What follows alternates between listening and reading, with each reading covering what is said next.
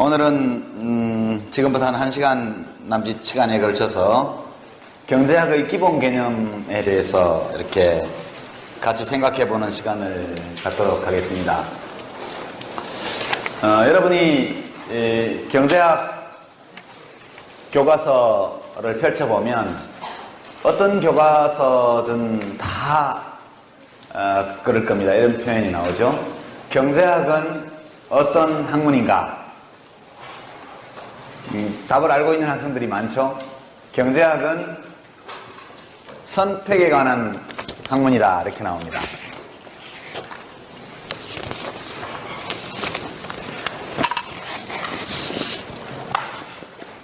중요한 내용들은 제가 다 적어가면서 할 테니까 걱정하지 마시고 중요한 내용만 빨아 적도록 하세요. 쓰느라고 소리를 못 듣는 일이 있으면 안 됩니다. 제가 칠판에 쓰는 것은 책에 보면 다 나오는 얘기예요. 그 책에 나오는 내용들이 어떤 배경을 가지고 있는지에 대해서만 이야기를 하니까, 경제학이라는 것은 선택에 관한 학문이다, 이렇게 얘기를 합니다.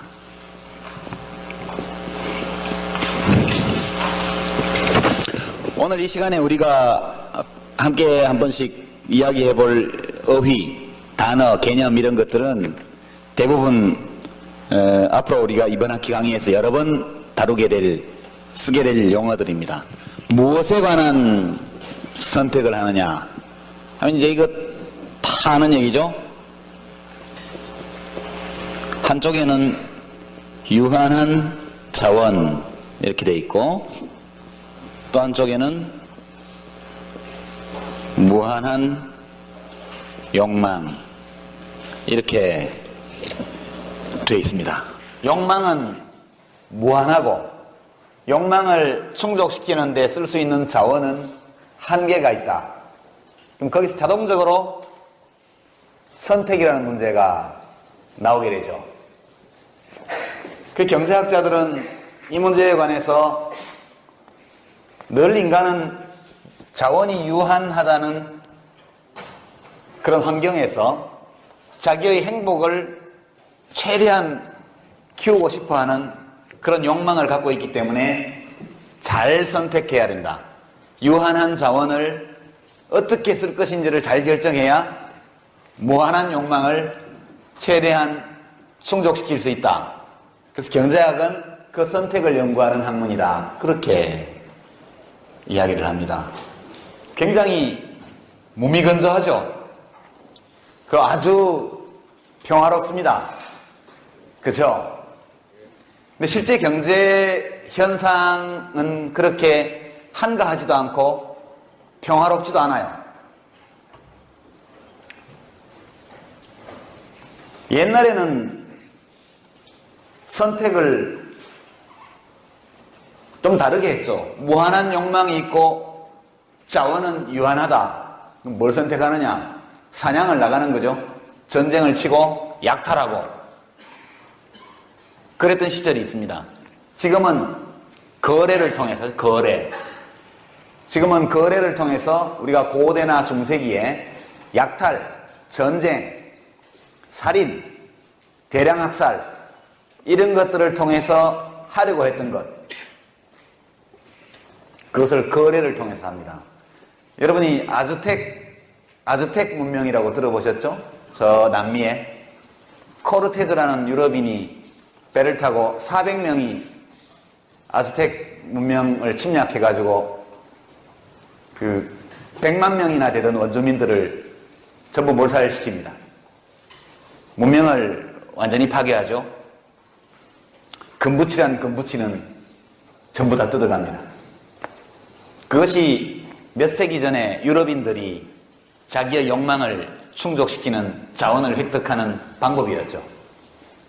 그러니까 실제 경제 현상은 이렇게 한가하고 평화로운 게 아니고, 이렇게 한가하고 평화로운 표현 이면에는 전쟁, 혁명 이런 것들이 다 놓여 있습니다.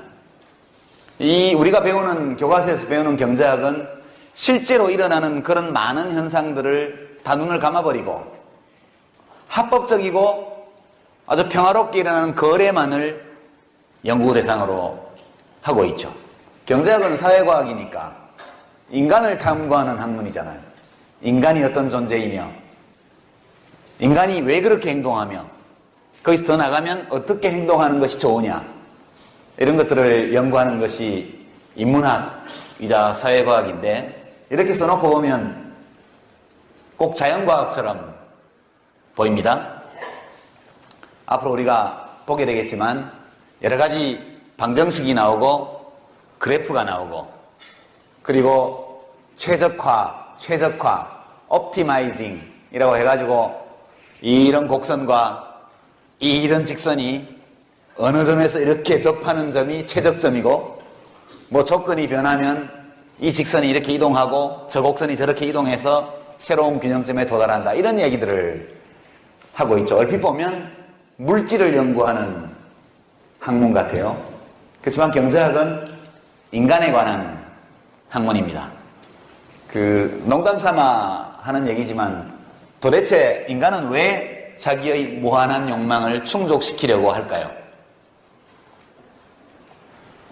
주어진 거죠. 주어진 본성입니다. 인간은 만족을 모릅니다. 그래서 멈추지 않죠. 가는 데까지 끝까지 갑니다. 저것을 멈추려고 많은 종교 지도자들이 노력을 하죠. 가지려고 하지 마라. 비워라. 비워라. 비울수록 행복해진다. 그래서 우리가 행복을 수학적으로 표현하면 자원과 욕망의 함수라고 말할 수 있습니다.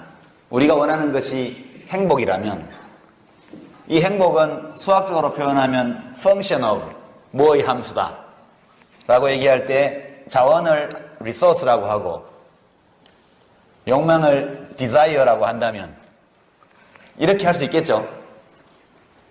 이건 이제 implicit한, 암묵적인 함수고, 그냥 explicit하게, 대외적으로 표현하게 쓴다면 행복은 어떤 상수를 곱하고 여기에다 분모에다가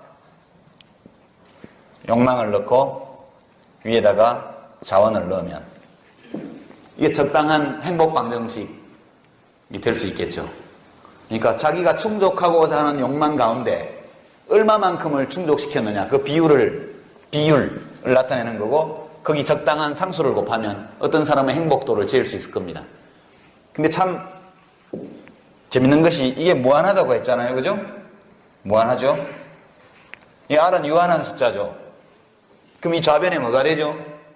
0이 됩니다. 0. 행복하지 않아요. 우리가 무한한 값을 분모에 넣고 분자에 유한한 어떤 값을 넣을 경우에 그것이 아무리 큰 숫자라 할지라도 나누면 0이 되죠. 그러니까 실제 경제학이 아무리 선택을 잘 해봐야 별로 사람을 행복하게 만드는 데는 의미가 없다, 그런 얘기죠. 얼마 전에 영국의 어떤 갑부가 아내와 딸을 총으로 쏴 죽이고 자기 저택에 불을 질러서, 영국 맞나요?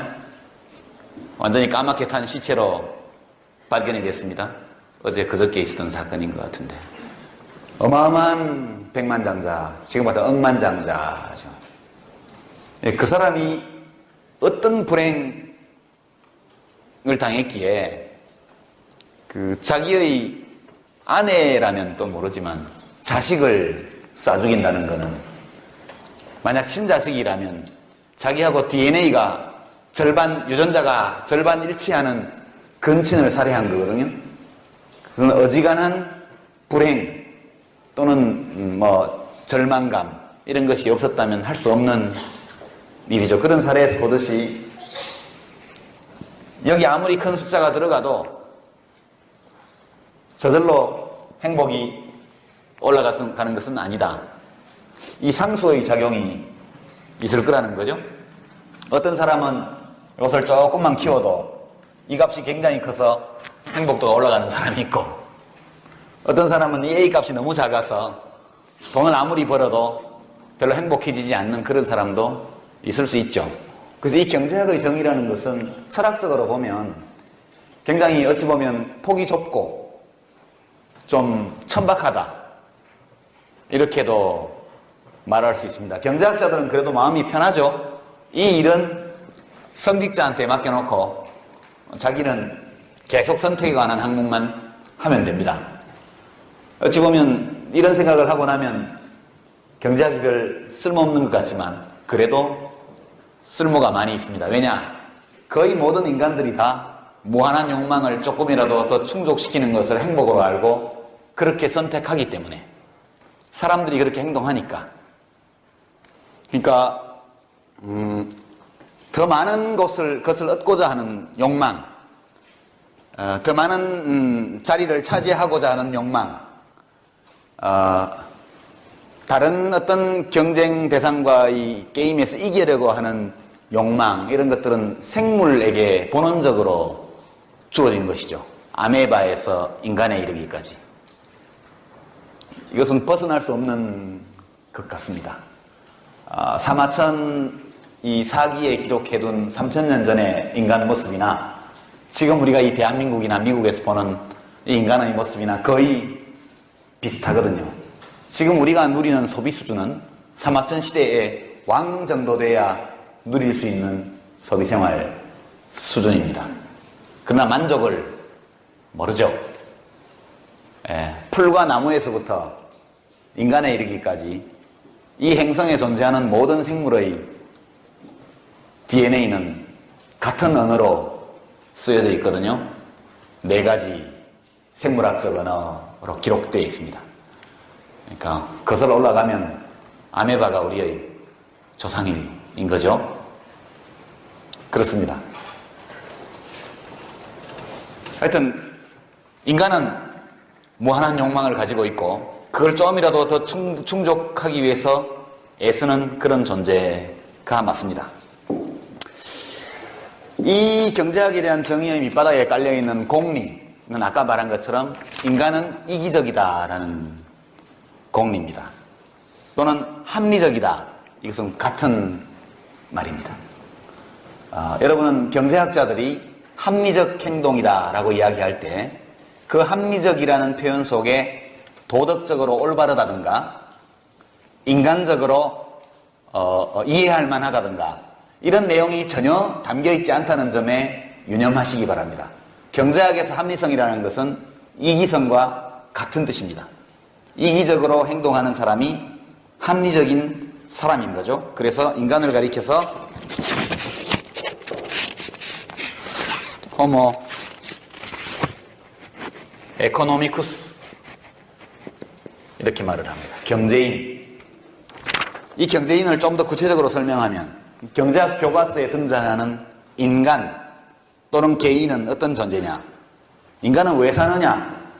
라고 말할 때 철학적으로 보면 인간은 행복을 추구하기 위해서 산다. 이렇게 말합니다. 이것은 우리 헌법 제10조에도 있는 내용이죠. 모든 국민은 인간으로서의 존엄과 가치를 가지며 행복을 추구할 권리를 가진다. 국가는 개인의 불가침의 권리를 보장할 책무를 진다. 이렇게 되어 있습니다. 우리 헌법에도 인간은 행복을 추구하기 위해서 태어난 존재로 되어 있습니다. 근데 문제는 그 다음인데, 그럼 행복이란 뭘까? 아주 단순하게 정리하면 행복이란 쾌락을 추구하고 쾌락을 얻고 고통을 피하는 것이다. 그렇게 말할 수 있습니다. 이것을 쾌락주의적 공리주의라고 얘기하죠. 이것을 아주 철학적으로 정식화한 사람은 제레미 벤담이라는 철학자입니다. 영국 철학자.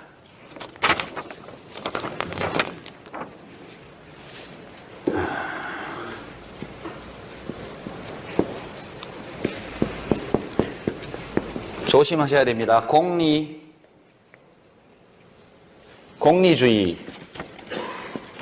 공리주의라고 말할 때 이거를 이렇게 생각하면 안 됩니다. 공리주의, 그러니까 공공의 이익을 중요시하는 사상, 이렇게 그게 아닙니다. 공리주의, 이익을 추구하는 주의를 말합니다. 이것은 이제 유틸리테리어니즘이라고 얘기합니다. 유틸리테리어니즘, 공리주의, 이익을 쫓는 주의입니다. 근데 쾌락을 얻고 고통을 피하는 것이 행복이다, 이렇게 말하기 때문에 이것을 쾌락주의적 공리주의다. 철학에서는 공리주의를 좀 다르게 학자들이 쓰기도 합니다만, 경제학에서 공리주의라는 것은 곧 공공의 이익을 돌보거나 이런 것이 아니고 그냥 모든 개인이 자기가 쾌락이라고 생각하는 것을 얻으려고 노력하고 자기가 고통이라고 생각하는 것을, 불행이라고 생각하는 것을 피하려고 그런다. 이것이 인간 행동의 기본 동기라는 것이죠. 이것을 좀 더 점잖게 표현하면 인간은 인센티브에 반응한다, 이렇게 표현하죠. 제가 좋은 의견을 내는 학생은 1점의 가점을 주겠습니다, 이러면 여러분은 나도 좋은 의견을 내야겠다, 이런 생각이 저절로 들죠. 결석하면 1점을 뺍니다, 이렇게 하니까 아이쿠, 웬만하면 결석하지 말아야겠구나. 이것이 인센티브와 디스인센티브입니다. 인간은 거기에 반응한다, 이렇게 표현하는 것도 이것과 똑같은 메시지를 담고 있습니다. 이것은 철학 시간에나 다룰 것 같은 문제인데 왜 경제학에서 다룰까? 이 공리로부터 곧바로 또 다른 공준, 공리, 하여튼 정리, 이런 것들이 따라 나오게 되어 있습니다. 여러분, 공리가 무엇인지는 아까 제가 설명을 드렸죠? 공리라는 것은 무증명 명제입니다. 무증명 명제. 증명 없이 참으로 인식하는 것. 수학 같으면 어떤 게 있나요? 평행선 공리, 이런 게 있죠. 어떤 선분 위에 두 점을 각각 지나는 두 직선이 같은 각도로 그 선분과 교차할 때 만나지 않는다는 거죠. 그 평행선은. 이것이 평행선 공리인데 많은 수학의 정리들이 이 공리에 기초를 두고 있습니다. 그런데 이 공리는 맞지 않죠. 이것은 유클리드의 세계에서만 맞습니다. 공간의 휘는 아인슈타인의 세계에 들어가거나 혹은 양자역학이 지배하는 그런 아주 미시적인 세계로 들어가면 이 평행선 공주는 맞지 않습니다. 그러니까 유클리드의 세계에서만 타당한 거죠. 그런 것처럼 경제이론에서도 이론을 쌓아올리는 공리가 필요하고 그 기본 공리로서 이기성, 인간의 이기성이라는 공리가 나온 겁니다. 이 공리에서 그 다음에 이제 시장에서 나타나는 경제인의 모습이 나타나죠. 여기서 이제 중요사항을 적기 전에 말로 한번 설명을 해보죠. 우리가 알고자 하는 것은 아까 이야기한 것처럼 우주의 질서를 찾으려는 것과 비슷합니다. 만약 지구에서부터 처음은 우리 은하를 지나서 안드로메다 은하를 지나서 우리가 육안으로는 관측할 수도 없는 어떤 천체에 이르기까지 이 모두를 규율하는 하나의 질서를 찾기 위해서 물리학이 필요했던 것처럼 지금 60억 인구가 살아가는 이 지구상에서 모든 사람의 행동을 규율하는 기본 원리를 찾고 싶은 것이죠. 경제학은. 그 기본 원리를 발견한 사람이 아담 스미스입니다. 이렇게 좀 이렇게 얘기를 하면 여러분의 어떤 지적인 즐거움이 더 있을지 모르겠어요. 우리가 살고 있는 지구는 은하수라는 이름을 가진 은하의 이 나선형 8의 저 끝에 있는 변방에 있는 태양이라는 그저 그런 별, 태양이라는 별로 뜨겁지도 않고 별로 크지도 않은 그런 별의 주변을 도는 잘 보이지도 않는 초라한 행성이거든요, 지구가. 멀리 가서 보면 지구는 잘 보이지도 않아요. 그냥 그야말로 초라해 빠진 그런 행성인데 거기 우리가 살고 있죠. 우리는 다른 어떤 행성에 생명이 있는지를 아직 모릅니다. 우리가 알고 있는 모든 행성 중에서는 지구가 유일하게 지성을 가진 생물이 사는 공간입니다.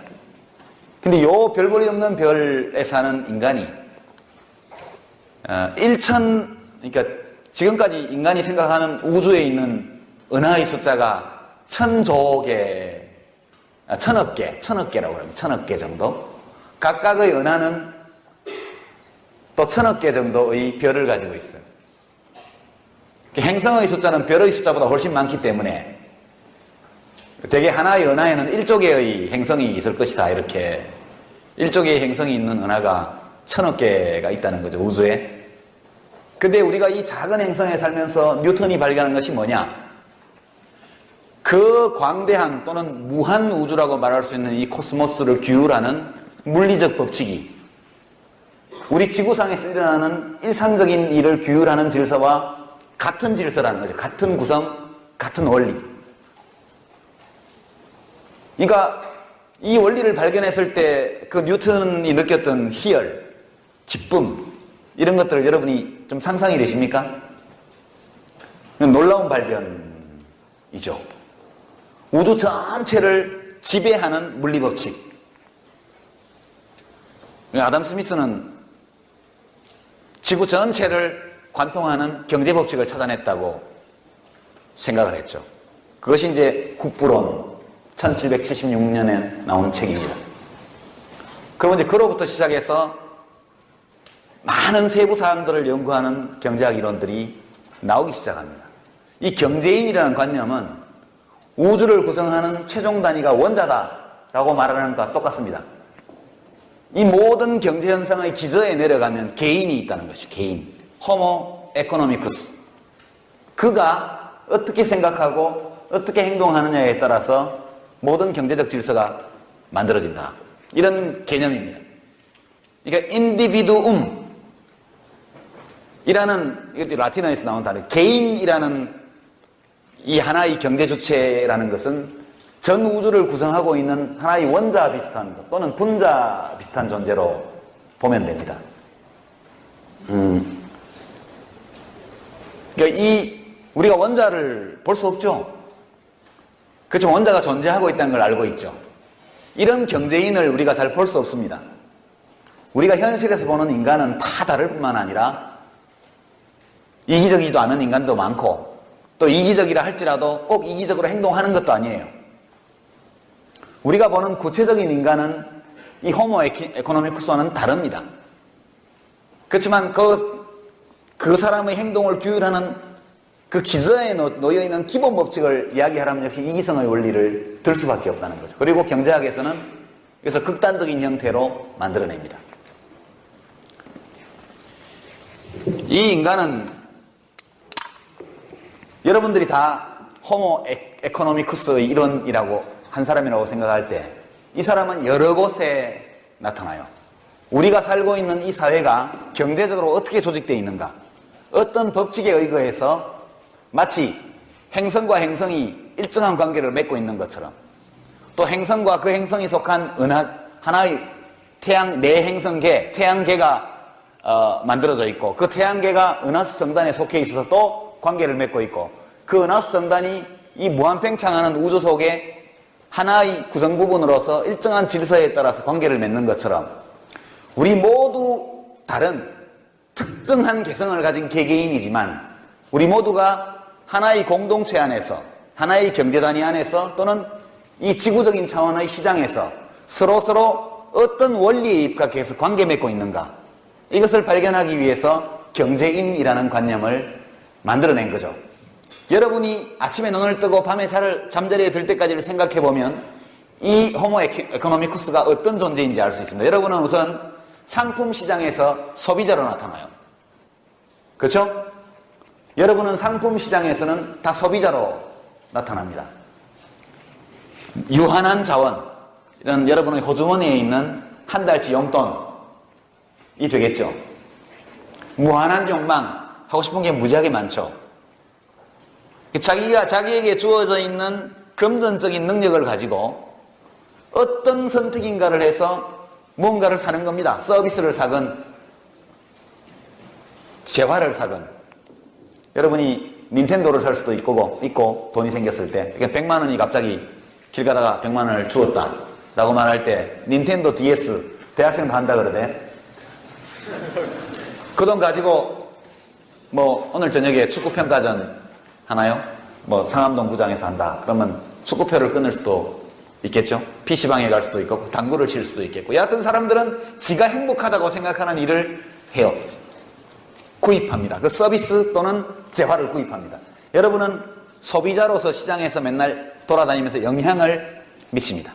수많은 경제인들이 내리는 이 소비 선택, 이것이 종국적으로 어떤 제품이 얼마만큼 많이 생산되어야 하는가를 결정해 주는 것이죠. 그러니까 여러분이 소비시장에서는 소비자로 나타납니다. 그 다음에 노동시장으로 가면 여러분은 노동력의 공급자가 되죠. 그렇죠? 우리가 살고 있는 이 국민경제 또는 세계경제라는 것은 이렇게 생겼습니다. 그림으로 그려질지 모르겠는데 이걸 가계라고, 또는 민간 가계. 예.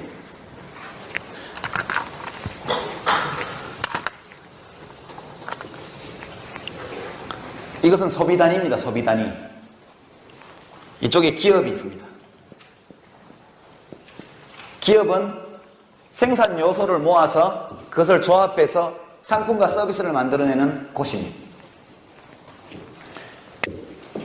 여러분은 어떤 자원이 있을 때 내 행복을 증가시키기 위해서 이 기업으로부터 뭔가를 구매하죠. 여러분이 스스로 만드는 게 하나라도 있습니까? 이 학생이 안경에서부터 시작해서 신발까지 직접 만든 게 있어요? 하나도 없죠? 여러분들 가운데 자기가 만든 물건을 쓰는 사람이 전혀 없을 겁니다. 여러분이 사용하는 모든 것은 다른 누군가가 만든 것을 여러분이 돈을 주고 구입하는 것이죠. 여러분이 사용하는 그 모든 서비스와 재화를 만든 주체는 기업입니다.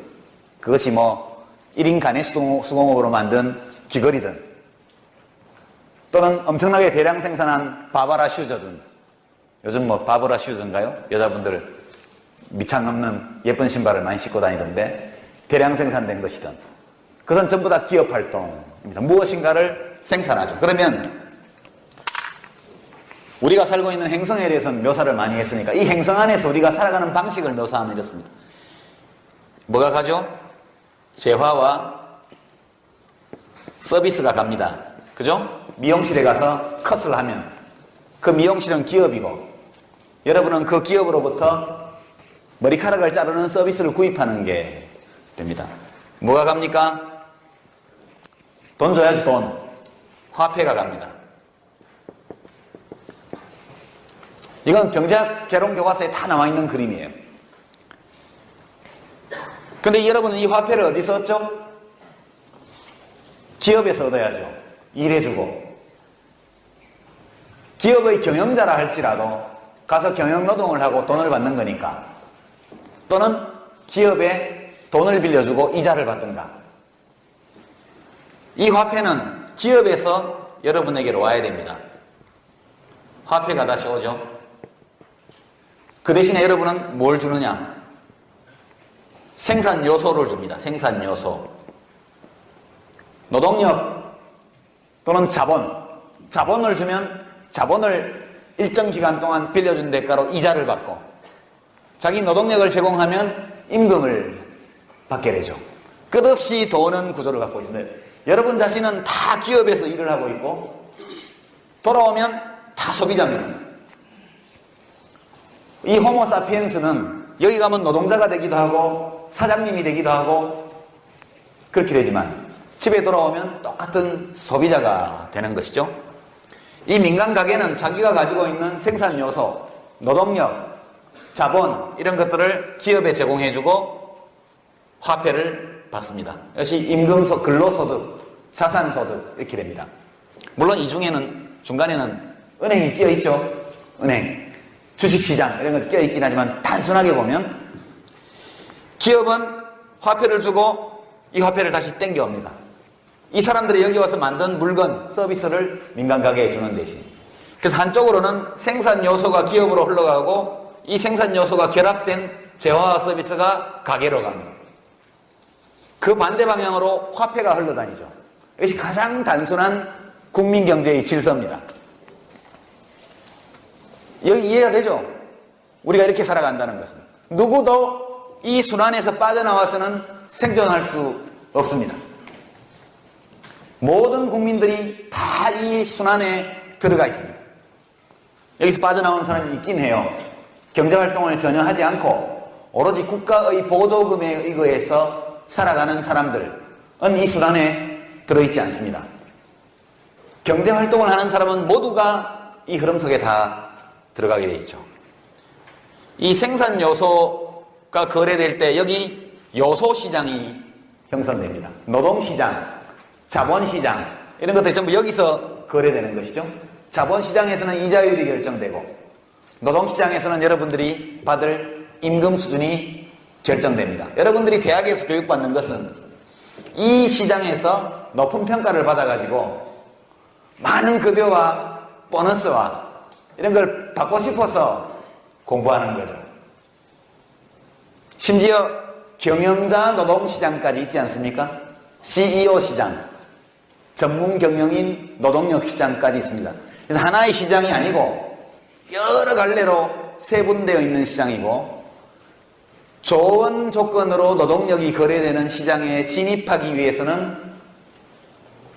대학 졸업장이 필요하죠. 시장이 나눠져 있기 때문에. 이것은 상품 시장입니다. 기업들은 여기서는 민간 가게가 약자고 팔아야 되니까. 상품 시장입니다. 여기는. 이쪽은 상품 시장이죠. 재화와 서비스가 거래되는 데서는 소비자가 왕이죠. 기업들이 소비자에게 잘 보이기 위해서 끊임없이 혁신하고 신상품을 내놓고 품질을 개선하고 가격을 낮추고 이 경쟁을 여기서 엄청나게 합니다. 잘 적응하는 기업은 돈을 많이 벌어서 성장하고 잘 적응하지 못하는 기업은 파산, 도산, 쫄딱 망하게 되죠. 살벌합니다.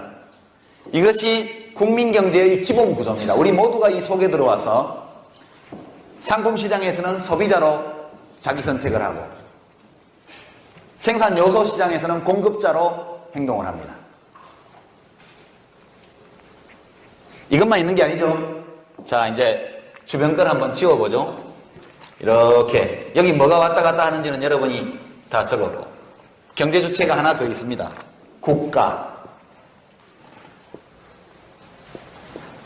국가가 하나 더 있죠. 국가는 국민경제와 관련해서 여러 가지 일을 하지만 이런 거래 질서, 경쟁의 질서 이런 것들 다 만들어주는 역할을 국가가 합니다. 교과서에는 국가가 없어도 이거 잘 작동되는 것처럼 이렇게 얘기를 하지만 국가가 적정한 질서를 만들어 놓은 틀 안에서 이 경쟁이 이루어집니다. 근데 그런 부분은 다 제외하고 그냥 단순한 경제 주체로서의 국가를 상정을 하면 국가가 여기 끼어듭니다. 국가는 민간 가게로부터 뭘 가지고 가요? 뭘 가지고 가죠? 세금. 세금을 가요. 이게 화폐입니다. 화폐. 세금도 화폐로 가져갑니다. 기업으로부터도 화폐를 가지고 가죠. 세금의 형태로. 뭘 줍니까? 뭘 주죠? 요즘은 물도 주고 그러던데 국가에서 파란 색깔 들어있는 거 길거리에 가면 이렇게 쏴주고 예. 그것도 공공재입니다. 국가가 여러분에게 주는 거예요. 국가가 공공재, 공공서비스를 제공합니다. 국민에게 세금을 받아가는 대가로 길, 그죠? 돈 따로 안 받는 도로, 고속도로 말고 치안, 국방 이런 게 다 추상적으로 말할 때 국민에게 주어지는 공공재입니다. 이런 것들을 생산하는데 국가가 필요해요. 왜냐? 국가가 안 하면 아무도 안 하니까. 그 문제는 나중에 다루기로 하고요. 마찬가지로 기업에 대해서도 공공서비스를 제공하죠.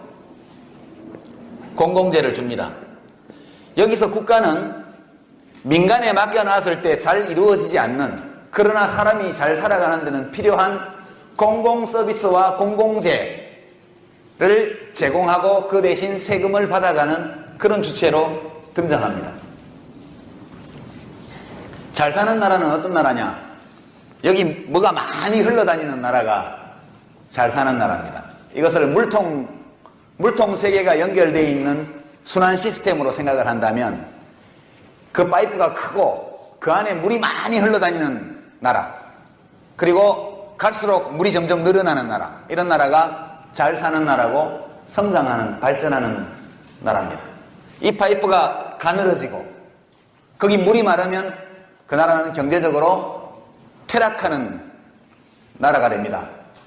여기 물이 얼마나 돌아다니느냐를 재는 도구 중에 하나가 GDP, 국내 총생산, 또는 GNP, 국민 총소득, GNI, 이런 지표들은 전부 얼마나 많은 물이 이 세 수조 사이를 돌아다니느냐를 측정하는 도구입니다. 전부 다.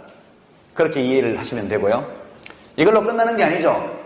대한민국이라는 하나의 국민 경제는 이걸로 종결됩니다. 자, 우리는 이 지구라는 행성에서 우리가 가본 적도 없고 나라 이름도 잘 모르고 관심도 없는 나라에서 만들어진 많은 물건을 쓰고 있습니다. 누군가가 중국산 볼펜을 하나 샀다라고 말을 할 때 그 볼펜을 누가 만들었는지 모르죠. 그 공장이 중국의 어느 도시에 있는지도 모릅니다. 그래서 우리는 우리나라를 제외한 모든 이 지구라는 행성 위에 있는 모든 지역을 통틀어서 외국이라고 합니다. 외국. 경제학 책에는 foreign 이렇게 해서 foreign, 외국이라고 해서, 이쪽은 domestic 그렇게 씁니다. 그래서 약자를 쓸 때 외국을 표시할 때는 항상 F를 쓰고 밑에다가 국내를 표시할 때는 D를 씁니다. 외국, 미국부터 시작해서 스와질랜드까지.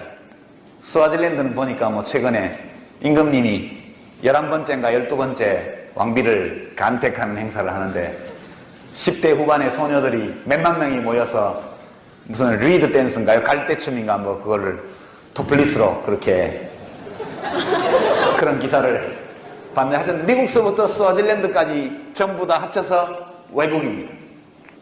외국. 외국과 대한민국 사이에 뭐가 왔다 갔다 하죠? 뭐가 갑니까? 상품과 재화와 서비스. 통틀어서 상품. 뭐가 거래되죠? 상품. 뭐가 옵니까? 화폐가 오죠.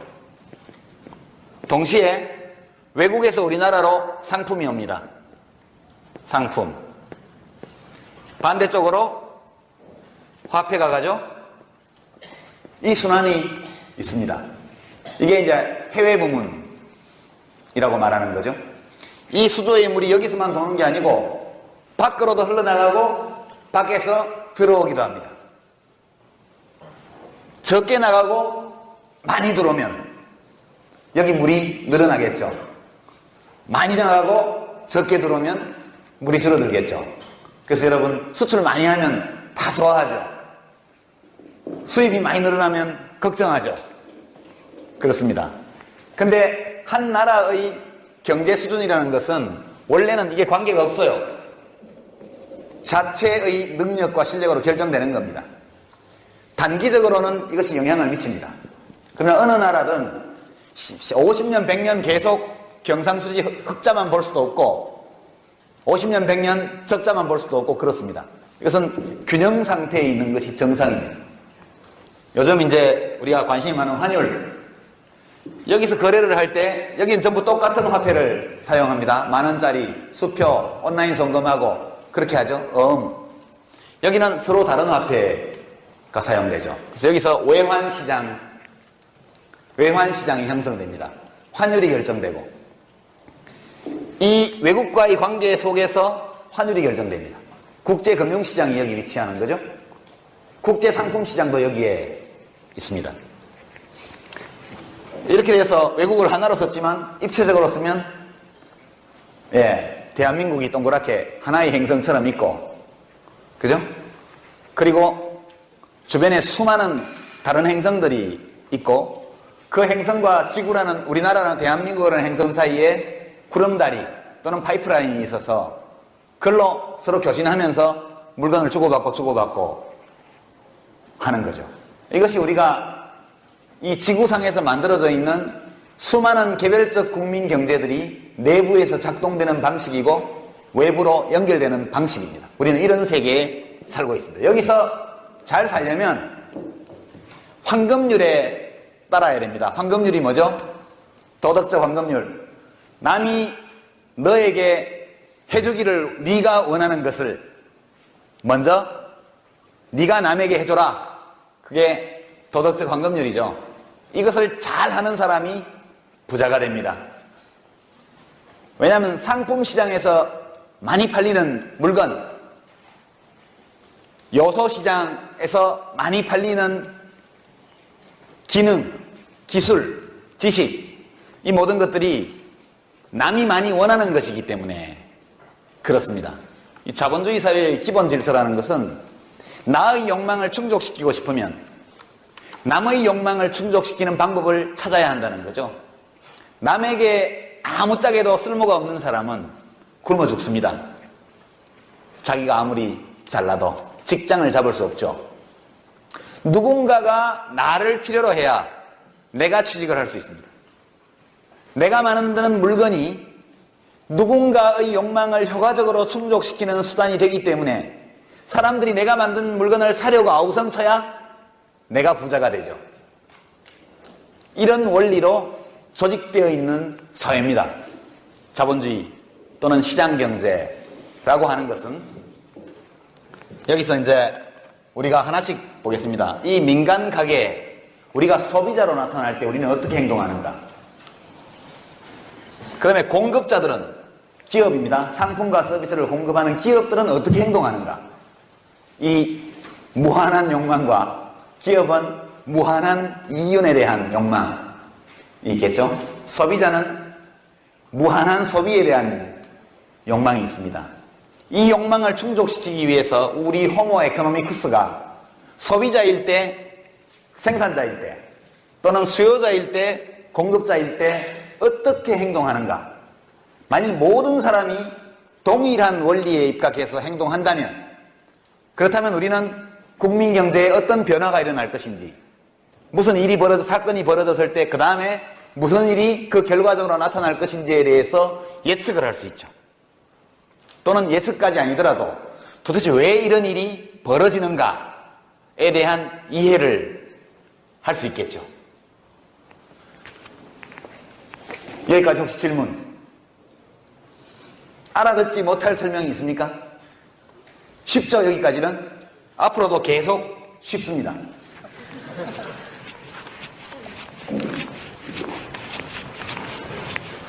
가끔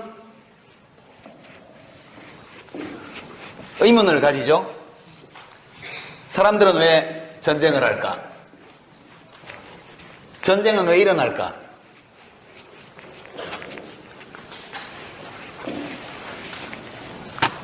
인간들이 왜 저렇게 오늘 다르고 내일 다를까? 어떨 때 보면 지극히 따뜻하고 이타적인 것처럼 보이는데 똑같은 사람들이 다른 때는 아주 다르게 아주 잔인하고 냉혹한 그런 행동을 합니다. 예컨대 나치 시대 독일의 그 SS 돌격대에 근무했던 병사들이 나중에 전범으로 체포되어서 감옥에 갇혔을 때 학자들이 했던 인터뷰 이런 것들 다 모아보면 그 사람들이 병영에 있으면 썼던 편지, 인터뷰, 뭐 각종 행적에 대한 기록 이런 걸 찾아보면 가정에서 더없이 자녀들에게 따뜻하게 남편으로서 인간적으로 가족들을 대하고 있는 그 순간에 가스실에 유대인들을 데려가서 집단 학살을 한 거죠. 그 학살의 현장을 매일매일 보고 거기에서 사람을 죽이는 일에 동참하는 사람들이 같은 시점에서 가족에게 보낸 편지를 보면 정말 따뜻한 아버지의 정이 넘칩니다. 인간은 도대체 어떤 존재일까요? 이런 의문들을 여러분도 갖고 있죠? 인간은 과거와 투쟁하는 존재입니다. 이 모든 것들은 전부 대뇌의, 우리의 뇌의 작용, 우리의 모든 행동은 우리의 뇌의 작용입니다. 혹시 의과대학 학생이 있습니까? 생물학과. 좀 조심스러운데 제가 갖고 있는 상식으로 그냥 여담 삼아 해보죠. 인간의 뇌는 3층 구조로 되어 있다고 그러는데 맞아요? 이렇게 이 RV라고 하는 일컬어지는 부위가 있고, 그 다음에 이제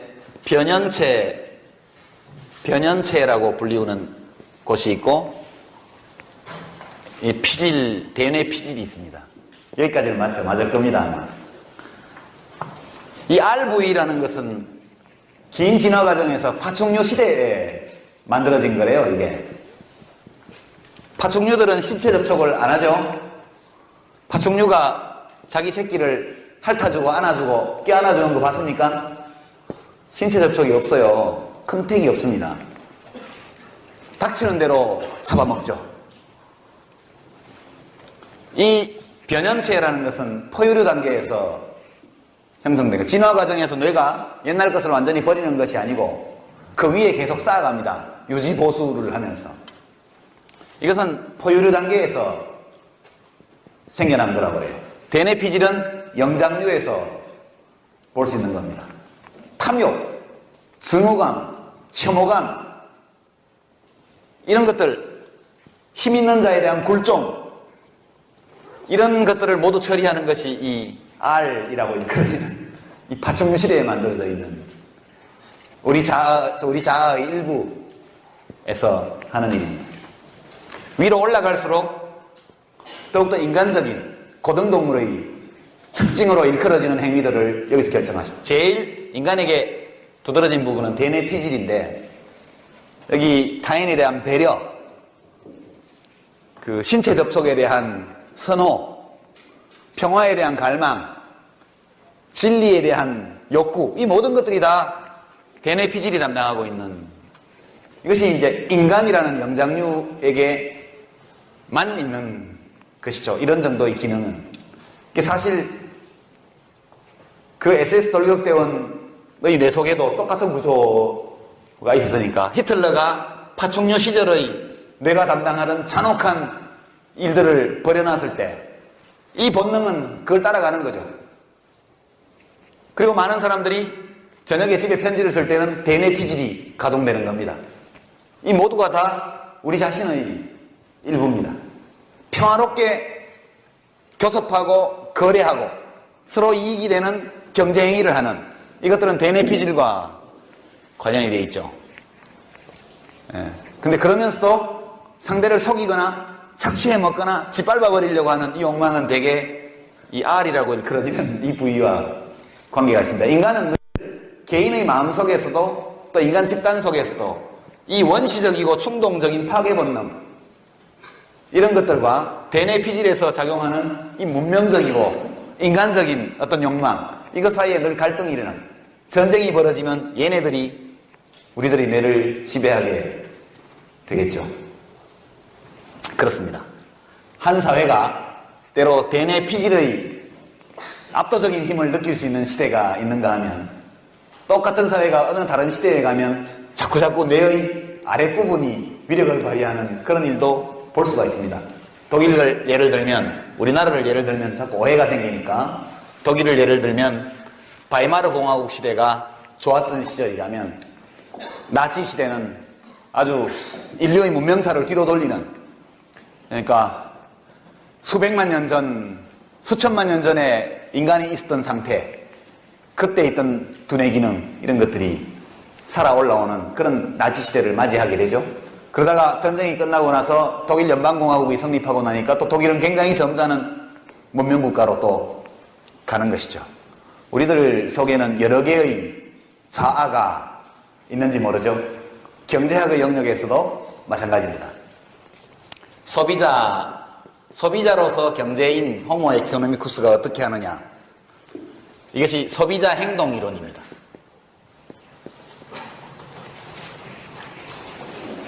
그 다음에 이제 이쪽에 대응하는 공급자 이론이 있습니다. 혹은 생산자 이론이. 생산자 행동 이론이 있습니다. 다 똑같은 사람입니다. 신발 만드는 회사의 사장님도 술집에 가면 위스키 소비자로 나타나는 것이거든요.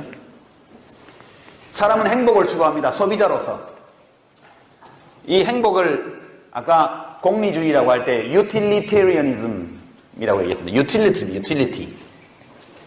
이걸 유라고 쓰죠. 유. 이 사람의 행복은 뭐에 달려 있느냐? 소비자일 때 뭐에 달려 있을까요? 소비량에 달려 있다고 보는 겁니다. 많은 물질을, 많은 서비스를 소비하면 소비할수록 그 사람의 행복 수준은 올라간다. 이것이 소비자 행동 이론의 기본 공리입니다. 많이 소비할수록 더 행복하다. 맞나요? 맞죠? 맞다고 이야기합니다. 실제 그렇든 그렇지 않든 이 이론에서는 많이 소비하면 더 행복해야 됩니다. 어떤 개인의 지구상에 60억 인구가 있는데 그 중에 I번째 사람, 지구인을 1번부터 60억 번까지 세웠을 때 그 중에 I번째에 해당하는 임의의 사람의 삶의 행복은 무엇에 좌우되느냐?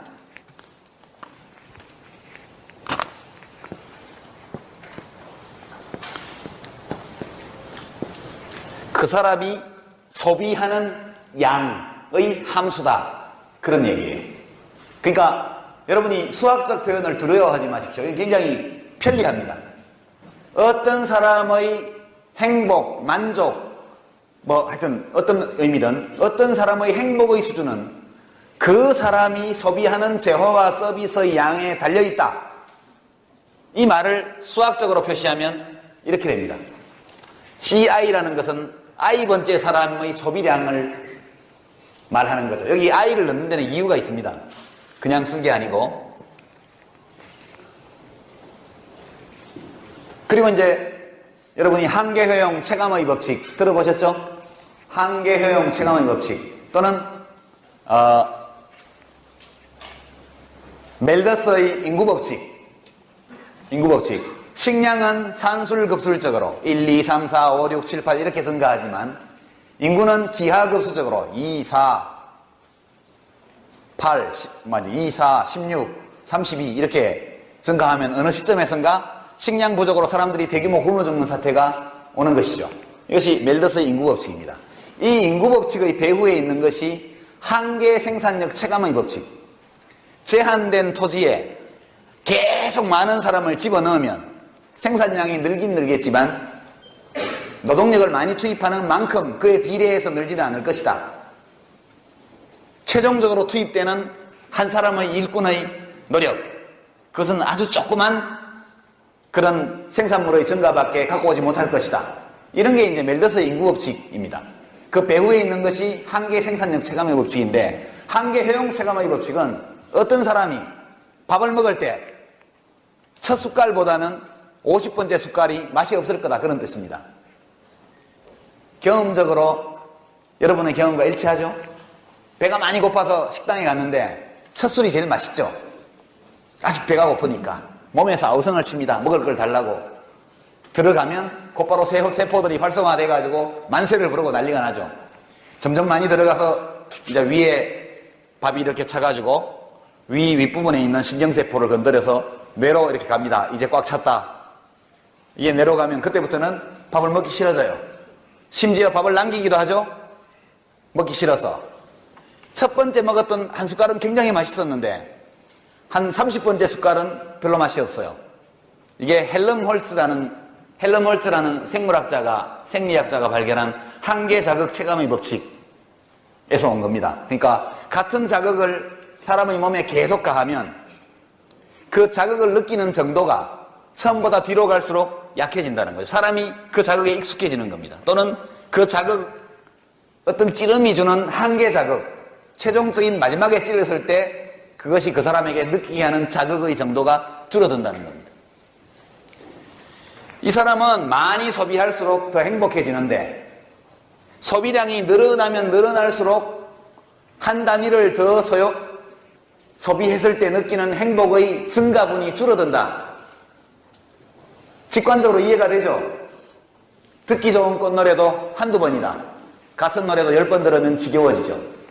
인간은 동일한 자극에 대해서 그 자극이 여러 번 가해지면 가해질수록 둔감해집니다. 이것이 19세기에 이루어진 생리학의 발견입니다. 신경세포의 작용 방식에 대한 냄새, 들판을 가다가 인분을 퇴비 이런 걸 뿌려놔가지고 냄새가 막 날 때 처음에는 독하지만 좀 지나면 둔감해지죠. 인간이 이 환경에서 살아남기 위해서 일종의 적응 행동이라고 봐야겠죠. 소비에서도 마찬가지 일이 일어난다는 겁니다. 어떤 사람의 행복은 소비량이 늘어날수록 계속 높아진다. 이걸 수학적으로 표현하면 이렇게 되는 거죠. 이렇게 쓸 수 있겠죠. 미분하면, 이게 미분입니다. 미분. 여러분 요즘 학교에서 미분을 안 배우는지 모르겠는데, 이걸 수학적으로 표현하면 한계 효용 체감의 법칙을 이건 총효용은 증가하지만 한 번 더 미분하면 이게 음이 된다는 뜻입니다. 그러니까 이 사람의 행복은 소비량에 달려있고 소비가 늘어나면 늘어날수록 이 사람의 행복도는 증가하는데 마지막 단위에서 추가적으로 늘어나는 행복의 양은 소비량이 늘어날수록 감소한다. 그런 뜻입니다. 이걸 기하학적으로 써볼까요? 기하학적으로 쓰면 좀 더 명확해 보입니다. 이것을 소비량, I번째 사람이 소비하는 양입니다. 가로축은. 세로축은 이 I번째 사람의 행복의 수준입니다. 그럼 이 사람의 효용 곡선은 하나도 소비량이 없을 때는 0이겠죠? 그죠? 이렇게 갑니다. 그러니까 소비량이 늘수록 행복은 증가하는데 증가하는 속도가 소비량 증가 속도보다 느리게 증가한다. 그래서 오른쪽으로 이렇게 구부러진 어느 시점에 가면 강제로 밥을 퍼먹여 밥을 한 그릇 먹이고 이제 배불러 난 행복해 더 먹어야 돼 계속 먹여요. 그럼 먹기 싫은 밥을 먹게 되면 불쾌해지겠죠. 그 2그릇 3그릇 죽고 싶어질 겁니다. 그럼 그래프가 이렇게 가는 거죠. 어느 지점까지 쭉 한계효용, 이 총효용이 증가하다가 일정 만족점을 넘어서서 강제로 소비를 하게 되면 감소할 수 있다는 거죠. 총효용이. 이런 일은 안 일어나지만 그러면 한계효용 요 한 단위의 이걸 10이라고 하죠. 그럼 여기 20이 되고 요 꼭지점이 25라고 합시다. 높이가. 이 사람이 10단위를 소비하면 간단히 말해 3단위라고 하죠. 3단위를 소비하면 맥시멈까지 가요. 이거 3개는 너무 적다 근데 그림상 한 10개는 해야 되겠네.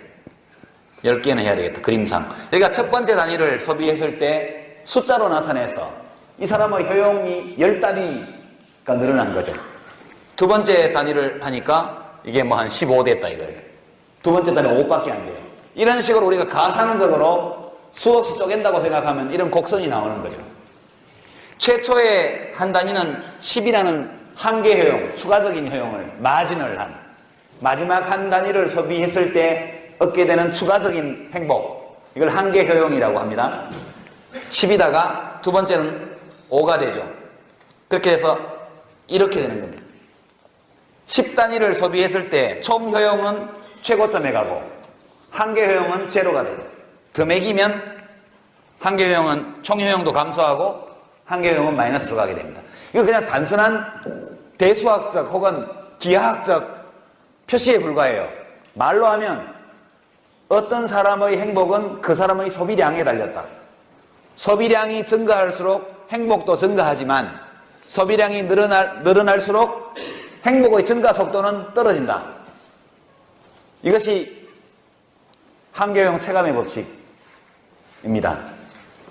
우리 수업에서는 안 다루겠지만 여기에서 나중에 나온 한계효용 균등의 법칙, 제2법칙 뭐 이런 게 나옵니다. 사람은 2개 이상의 물건이 있을 때 어떻게 배합을 해서 살까? A 상품과 B 상품, 신발과 막걸리 2개를 살 수 있다고 할 때 돈으로 신발과 막걸리를 어떤 숫자로 조합해서 사는 걸까? 왜 그러는 걸까?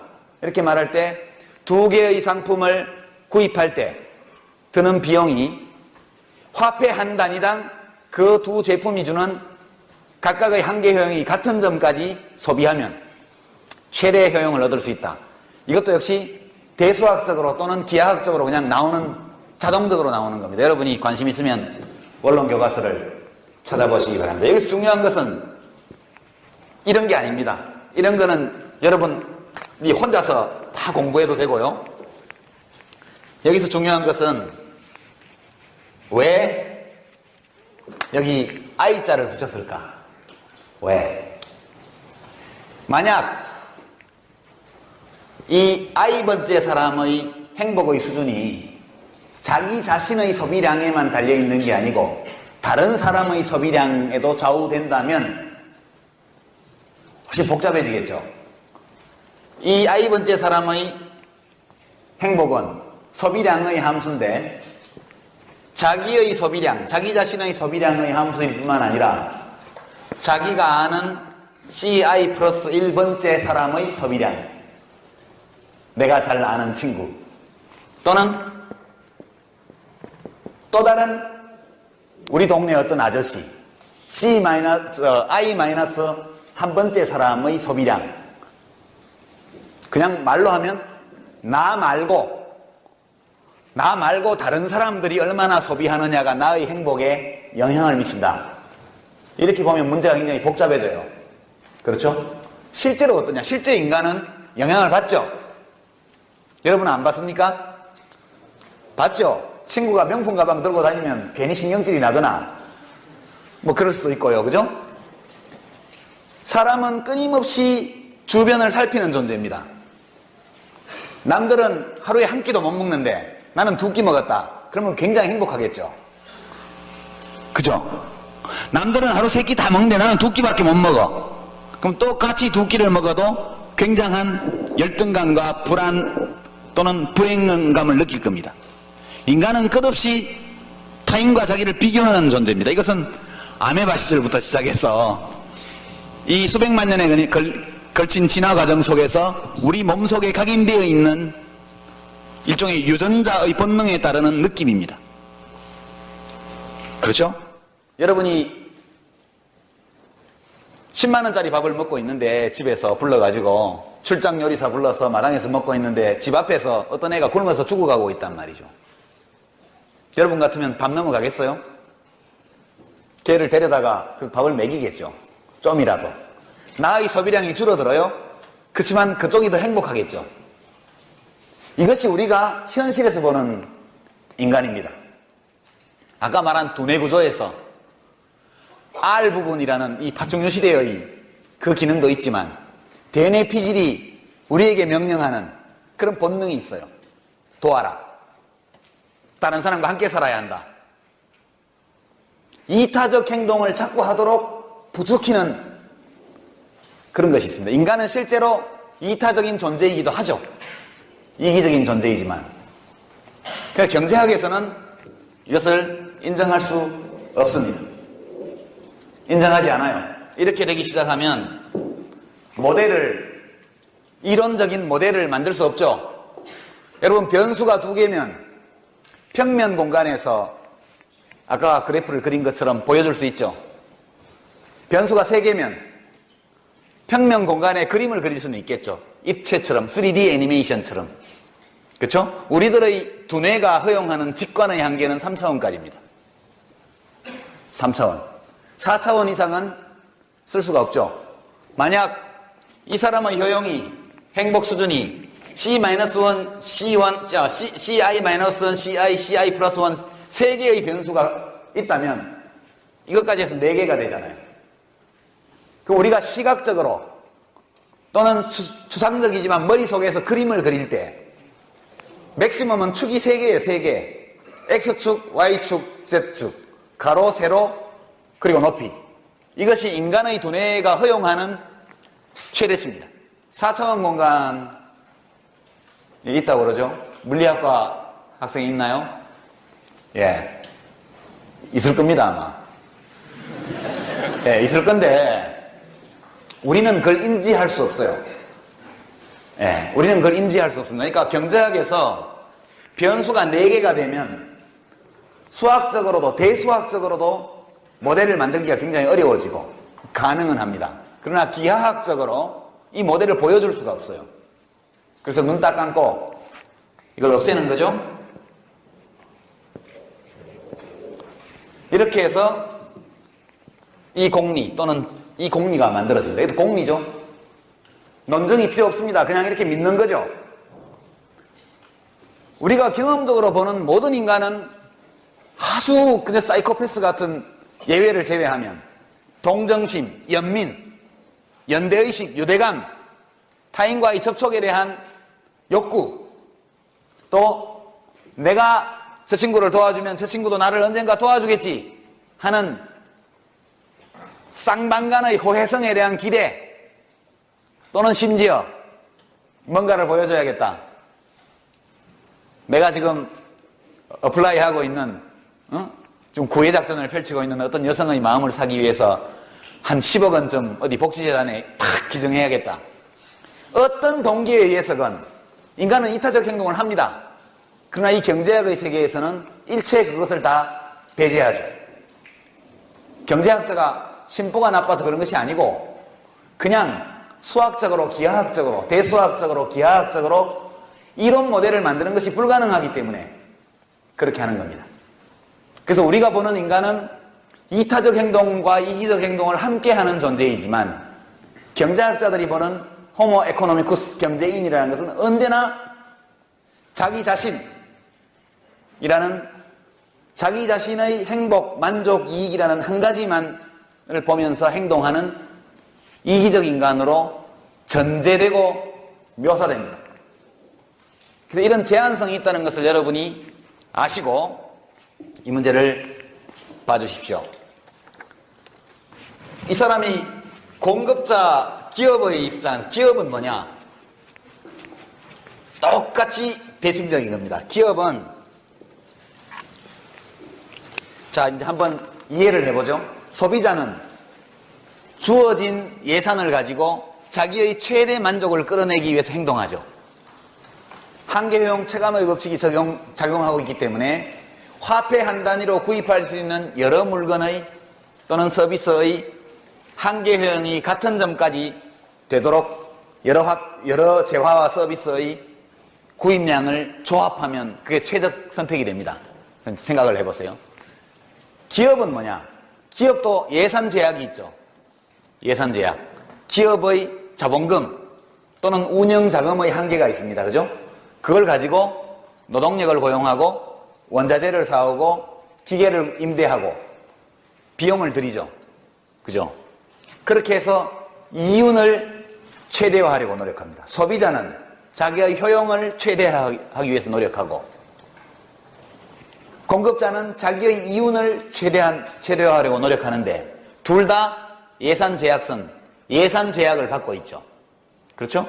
소비자는 상품과 서비스를 구입해서 자기의 효용을 최대화하려고 그러고 공급자는 기업은 노동력과 자본이라는 생산 요소를 두 개를 구입을 적절히 해서 배합함으로써 이윤을 얻으려고 노력합니다. 완전히 대칭적인 이 구조를 갖고 있기 때문에 여러분이 교과서에서 소비자 행동 이론을 공부하고 나면 공급자 행동 이론은 그냥 저절로 이해가 됩니다.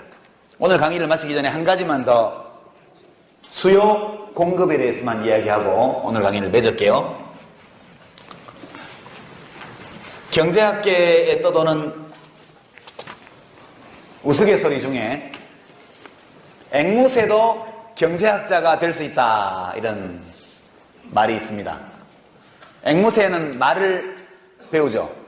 요즘 인기 있는 어느 드라마에 보니까 그 구간조가 나오던데, 그죠? 엄마가 불났다, 보면 저도 가끔 보는데, 그런데 앵무새는 훈련을 시키면 말을 할 수 있습니다. 앵무새한테 2단어만 가르치면 앵무새가 경제학자가 된다고 그래요. 하나는 수요, 공급. 여러분이 이 텔레비전이나 신문에 나오는 경제학자들의 여러 인터뷰라든가 기고의 내용을 살펴보십시오. 거기는 거의 대부분 수요와 공급이라는 2단어만 나옵니다. 다른 용어는 별로 없어요. 경제학자들 사이에 도는 또 하나의 우스개가 있는데, 하느님이 있는지 없는지 난 모르겠지만 하느님이 인간에게 눈을 2개 주신 이유는 한쪽 눈으로는 수요를 보고 다른 한쪽으로는 공급을 보라는 뜻이다, 이런 우스개가 있습니다. 왜냐하면 존 메이나드 케인즈 시대 이후에 많은 경제학자들이 주로 수요만 봤거든요. 그런 경제학의 흐름이 있습니다. 레이건 시대, 대처 시대 이후에 영국과 미국의 이른바 네올리버럴 신자유주의자들은 줄창 공급만을 외치고 있습니다. 그래서 점잖은 경제학자들이 어이 하느님이 왜 우리한테 눈 2개 준지 알아? 한 개는 이 친구야 수요를 보라는 거고 다른 하나는 공급을 보라는 거야. 자네들은 왜 하나씩만 봐? 그렇게 얘기하는 거죠. 수요 공급에 관한 이야기만 하고 오늘 맺겠습니다. 만사에는 다 가격이 있죠. 가격. 우리가 아까 물리학과 경제학을 비교해서 얘기를 하면서 한쪽으로는 천체의 질서를 물리학이 탐구하고 다른 한쪽으로는 분자와 원자, 양자 속으로 들어간 양자역학 분야를 또 구축을 했습니다. 경제학에서는 이 천체 물리학과 비슷한 것이 거시경제학. 거시경제학입니다. 그것은 이제 국가 전체, 국가 경제 전체를 놓고 물가, 성장률, 그죠? 물가, 성장률, 고용률, 그 다음에 국제수지, 이런 것들을 우리 경제 전체를 놓고 관찰하는 겁니다. 마치 별들의 운행을 관찰하는 것처럼. 미시경제학은 분자 속으로, 원자 속으로 파고 들어가는 겁니다. 어떤 한 사람, 한 기업, 하나의 시장이 어떻게 작동되는가, 그런 걸 연구하는 거죠. 지금 제가 여러분에게 수요 공급이라고 말하는 것은 미시의 영역으로 들어가는 겁니다. 어떤 개인들이 아까 말한 공급자로서 나타나는 경제인, 또 상품 서비스 시장에서 수요자로서 나타나는 경제인, 이 사람들이 만나서 협상을 하죠. 얼마에 팔래? 얼마 주라? 그것이 가격 메커니즘입니다. 만물의 가격은 다 시장에서 결정되죠. 안 그런 경우도 있습니다. 그냥 회사 사장님이 가격을 결정하는 경우도 많죠. 독과점 시장에서는 그냥 공급자가 가격을 그냥 결정합니다. 국가가 가격을 결정하는 것도 많죠. 여러분 병원 가면 치료비 이거 국가가 다 복지부 장관이 고시로 가격을 다 정해놨거든요. 일반적인 경우 시장에서 경제인들끼리 만나는 시장에서 수요와 공급에 의해서 결정이 됩니다. 그래서 여러분도 수요 공급만 알면 경제학자가 될 수 있습니다. 쉬워요. 보십시오. 경제학자는 기하학을, 대수학보다는 기하학을 좋아합니다. 그래서 뭐든지 눈으로 보여주는 게 좋아요.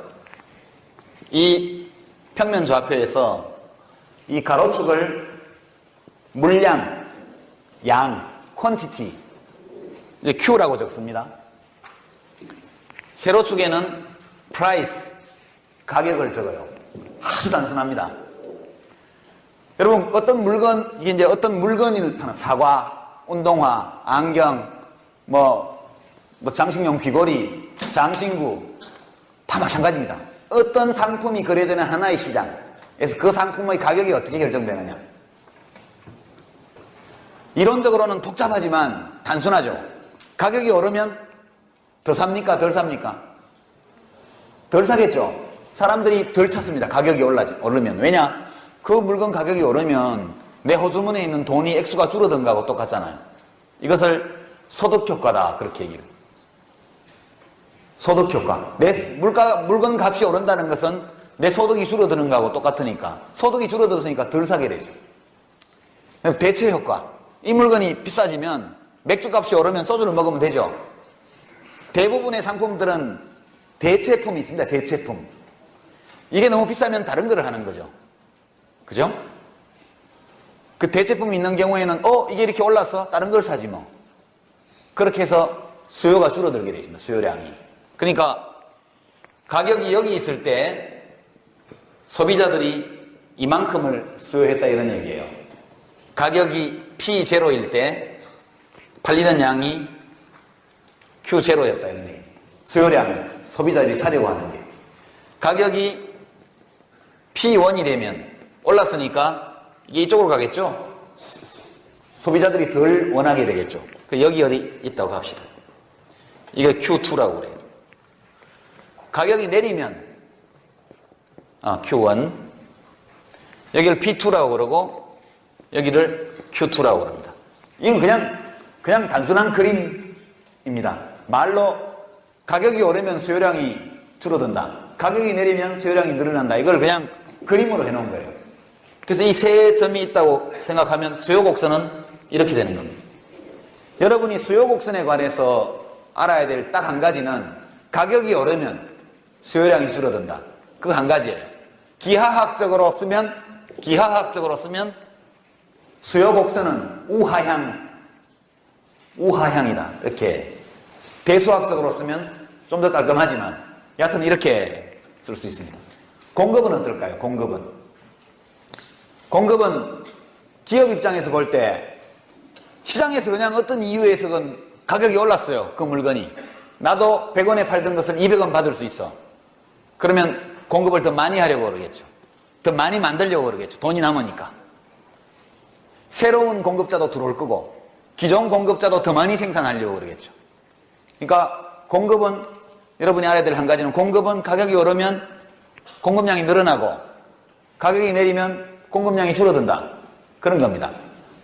그래서 어떤 가격일 때 공급자들이 얼마나 많은 양을 공급하려고 하느냐 그 점들을 쭉 찍은 다음에 그 점의 조합을 만들면 이런 곡선이 직선으로 보이는데 곡선이라고 해도 됩니다. 이게 공급 곡선입니다. 그래서 디맨드라고 이제 수요가 디맨드니까 보통 이렇게 수요 곡선을 표시를 하고 수요는 디맨드, 공급은 서플라이니까 이렇게 씁니다. 만약 수요 곡선과 공급 곡선이 이렇게 생겼다면 시장에서 가격은 P0에서 결정이 되겠죠. 딱 맞습니다. 공급하려는 양, 수요하는 양. 그래서 가격은 P0로 결정이 되고 거래량은 Q0가 되는 겁니다. 간단하죠? 모든 시장에서 이게 적용됩니다. 부동산 값이 폭등했다. 맨날 공급 부족. 그 얘기라 좀 더 복잡한 내용이 있긴 하지만 여하튼 수요는 많은데 공급이 적어서 값이 오른다. 그렇게 얘기를 하는 거죠. 근데 이제 지금부터 좀 허무한 얘기인데 이 수요 공급 곡선에 관한 이야기는 저기까지가 다입니다. 더 이상은 없어요. 우리는 수요 곡선이 세로축에 가격을 표시하고 가로축에 물량을 표시를 할 때 우하향한다는 것만 알고 있습니다. 대한민국에서 굽이 높은 끈 달린 여성 신발의 수요 곡선이 어떻게 생겼고 어디 있는지는 아무도 몰라요. 모르겠죠. 누구도 그것을 조사할 수도 없고 조사할 방법도 없습니다. 사후적으로 알 수 있을 따름이죠. 대한민국의 신발 공장 사장님들이 얇은 끈이 달려있는 힐이 달린 여성용 그 신발을 얼마의 값에 얼마를 공급하려고 하는지를 우리는 알 수 없어요. 그러니까 이 여성용 신발의 공급 곡선이 어떤 위치에 놓여 있는지 어느 정도 기울기를 가지고 있는지를 우리는 모릅니다. 그냥 이렇게 얘기하는 거죠. 아주 이것은 추상적인 원리입니다. 이것 자체는 가격의 변동이 수요량과 공급량에 상반되는 영향을 미친다는 것, 그 이외에는 아무런 정보도 갖고 있지 않은 그냥 모델입니다. 보기는 좋죠. 사회 전체에 대해서도 마찬가지 얘기를 할 수 있습니다. 사람들의 상품과 서비스에 대한 수요를 전부 뭉뚱그리면 대한민국 4,800만 국민이 가지고 있는 모든 수요, 상품과 서비스에 대한 수요를 다 하나로 뭉뚱그릴 수 있다고 가정하면, 그러면 이 수요 곡선은 사회의 총 수요 곡선이 될 수 있습니다. 실제 그런 것은 존재하지 않지만 가상적으로 사회 전체에서 수없이 많은 상품과 서비스가 생산되지만 그 모든 상품과 서비스의 공급자들이 공급하려고 하는 양을 각각의 물가 수준에 비추어서 우리가 가정한다면 이 곡선은 사회의 총 공급 곡선이 될 수도 있어요. 근데 이제 오늘의, 이거 5분밖에 안 남았네. 이것을 대수학적으로 쓰면 이렇게 되죠. D는 이렇게 씁시다.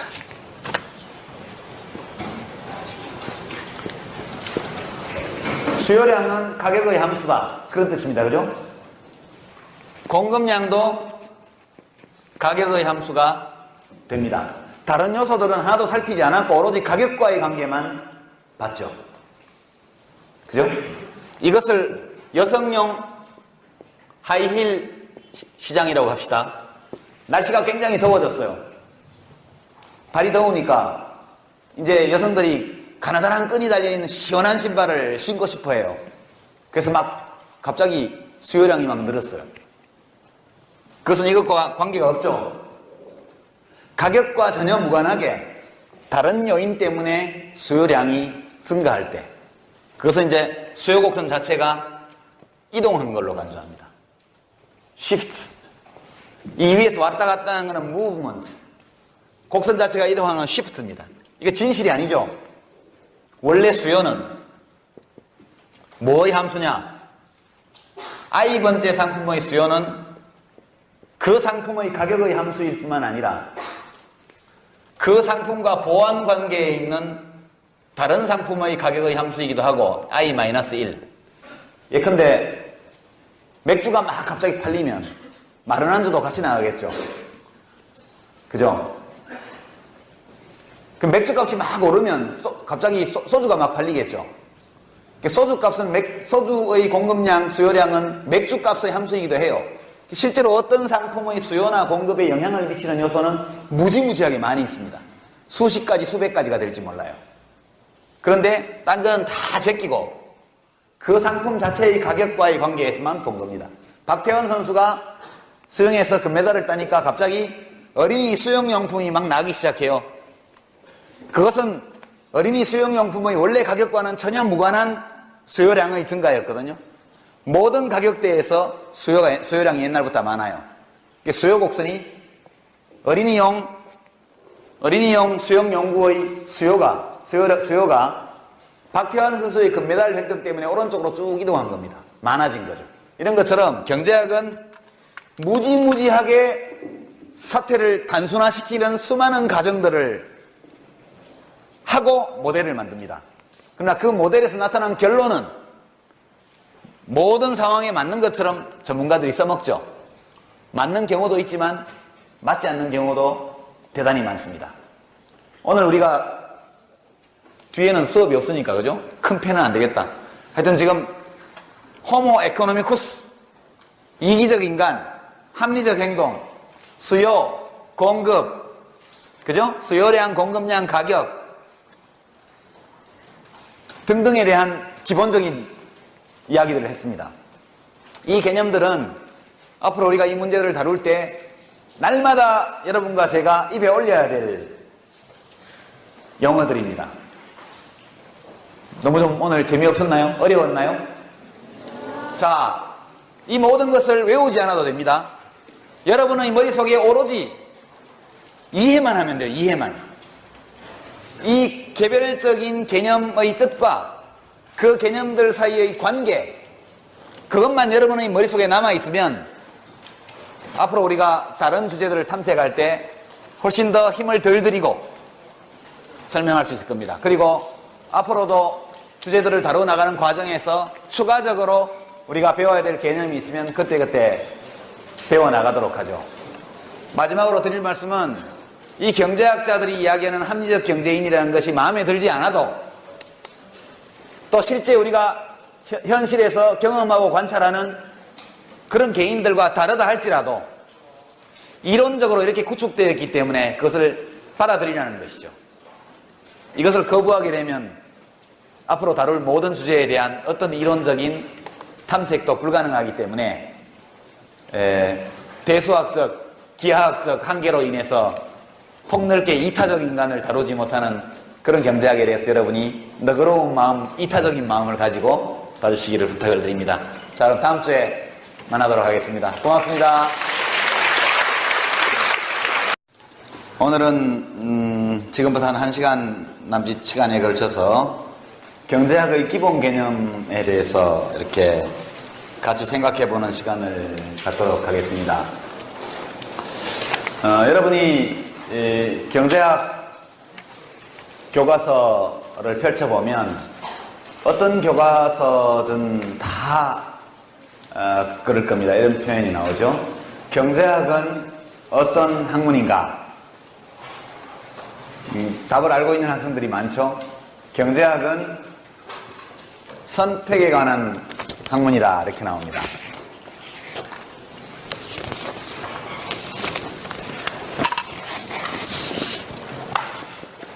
중요한 내용들은 제가 다 적어가면서 할 테니까 걱정하지 마시고 중요한 내용만 빨아 적도록 하세요. 쓰느라고 소리를 못 듣는 일이 있으면 안 됩니다. 제가 칠판에 쓰는 것은 책에 보면 다 나오는 얘기예요. 그 책에 나오는 내용들이 어떤 배경을 가지고 있는지에 대해서만 이야기를 하니까 경제학이라는 것은 선택에 관한 학문이다, 이렇게 얘기를 합니다.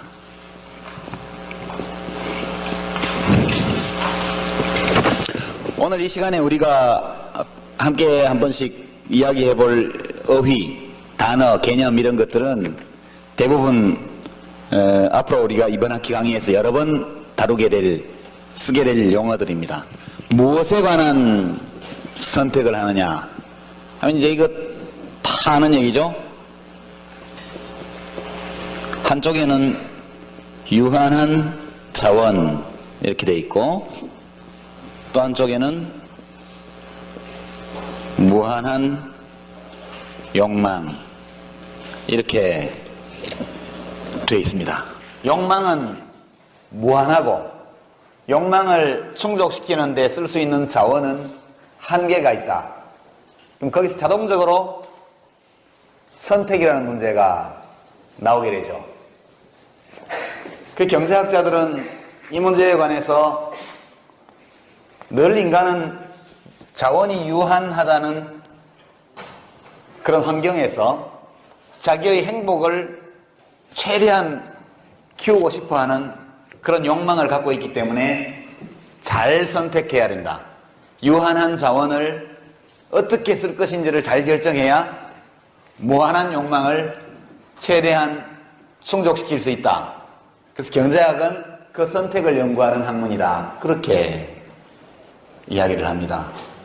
굉장히 무미건조하죠. 그 아주 평화롭습니다. 그렇죠? 근데 실제 경제 현상은 그렇게 한가하지도 않고 평화롭지도 않아요. 옛날에는 선택을 좀 다르게 했죠. 무한한 욕망이 있고 자원은 유한하다. 그럼 뭘 선택하느냐? 사냥을 나가는 거죠. 전쟁을 치고 약탈하고 그랬던 시절이 있습니다. 지금은 거래를 통해서 지금은 거래를 통해서 우리가 고대나 중세기에 약탈, 전쟁, 살인, 대량 학살 이런 것들을 통해서 하려고 했던 것, 그것을 거래를 통해서 합니다. 여러분이 아즈텍 문명이라고 들어보셨죠? 저 남미에 코르테즈라는 유럽인이 배를 타고 400명이 아즈텍 문명을 침략해가지고 그 100만 명이나 되던 원주민들을 전부 몰살시킵니다. 문명을 완전히 파괴하죠. 금붙이란 금붙이는 전부 다 뜯어갑니다. 그것이 몇 세기 전에 유럽인들이 자기의 욕망을 충족시키는 자원을 획득하는 방법이었죠. 실제 경제 현상은 이렇게 한가하고 평화로운 게 아니고, 이렇게 한가하고 평화로운 표현 이면에는 전쟁, 혁명 이런 것들이 다 놓여 있습니다. 이 우리가 배우는 교과서에서 배우는 경제학은 실제로 일어나는 그런 많은 현상들을 다 눈을 감아버리고 합법적이고 아주 평화롭게 일어나는 거래만을 연구 대상으로 하고 있죠. 경제학은 사회 피하고 쾌락을 얻고 고통을 피하는 것이 행복이다 이렇게 말하기 때문에 이것을 쾌락주의적 공리주의다. 철학에서는 공리주의를 좀 다르게 학자들이 쓰기도 합니다만, 경제학에서 공리주의라는 것은 곧 공공의 이익을 돌보거나 이런 것이 아니고 그냥 모든 개인이 자기가 쾌락이라고 생각하는 것을 얻으려고 노력하고 자기가 고통이라고 생각하는 것을, 불행이라고 생각하는 것을 피하려고 그런다. 이것이 인간 행동의 기본 동기라는 것이죠. 이것을 좀 더 점잖게 표현하면 인간은 인센티브에 반응한다 이렇게 표현하죠. 제가 좋은 의견을 내는 학생은 1점의 가점을 주겠습니다 이러면 여러분은 나도 좋은 의견을 내야겠다 이런 생각이 저절로 들죠. 결석하면 1점을 뺍니다 이렇게 하니까 아이고 웬만하면 결석하지 말아야겠구나. 이것이 인센티브와 디스인센티브입니다. 인간은 거기에 반응한다 이렇게 표현하는 것도 이것과 똑같은 메시지를 담고 있습니다. 이것은 철학 시간에나 다룰 것 같은 문제인데 왜 경제학에서 다룰까? 이 공리로부터 곧바로 또 다른 공준, 공리, 하여튼 정리 이런 것들이 따라 나오게 되어 있습니다. 여러분, 공리가 무엇인지는 아까 제가 설명을 드렸죠? 공리라는 것은 무증명 명제입니다. 무증명 명제. 증명 없이 참으로 인식하는 것. 수학 같으면 어떤 게 있나요? 평행선 공리 이런 게 있죠. 어떤 선분 위에 두 점을 각각 지나는 두 직선이 같은 각도로 그 선분과 교차할 때 만나지 않는다는 거죠. 그 평행선은. 이것이 평행선 공리인데 많은 수학의 정리들이 이 공리에 기초를 두고 있습니다. 그런데 이 공리는 맞지 않죠. 이것은 유클리드의 세계에서만 맞습니다. 공간의 휘는 아인슈타인의 세계에 들어가거나 혹은 양자역학이 지배하는 그런 아주 미시적인 세계로 들어가면 이 평행선 공주는 맞지 않습니다. 그러니까 유클리드의 세계에서만 타당한 거죠. 그런 것처럼 경제이론에서도 이론을 쌓아올리는 공리가 필요하고 그 기본 공리로서 이 이성, 인간의 이성이라는 공리가 나온 겁니다. 이 공리에서 그 다음에 이제 시장에서 나타나는 경제인의 모습이 나타나죠. 여기서 이제 중요사항을 적기 전에 말로 한번 설명을 해보죠. 우리가 알고자 하는 것은 아까 이야기한 것처럼 우주의 질서를 찾으려는 것과 비슷합니다. 만약 지구에서부터 처음은 우리 은하를 지나서 안드로메다 은하를 지나서 우리가 육안으로는 관측할 수도 없는 어떤 천체에 이르기까지 이 모두를 규율하는 하나의 질서를 찾기 위해서 물리학이 필요했던 것처럼 지금 60억 인구가 살아가는 이 지구상에서 모든 사람의 행동을 규율하는 기본 원리를 찾고 싶은 것이죠. 경제학은. 그 기본 원리를 발견한 사람이 아담 스미스입니다. 이렇게 좀 이렇게 얘기를 하면 여러분의 어떤 지적인 즐거움이 더 있을지 모르겠어요. 우리가 살고 있는 지구는 은하수라는 이름을 가진 은하의 이 나선형 8의 저 끝에 있는 변방에 있는 태양이라는 그저 그런 별. 태양이라는 별로 뜨겁지도 않고 별로 크지도 않은 그런 별의 주변을 도는 잘 보이지도 않는 초라한 행성이거든요, 지구가. 멀리 가서 보면 지구는 잘 보이지도 않아요. 그냥 그야말로 초라해 빠진 그런 행성인데 거기 우리가 살고 있죠.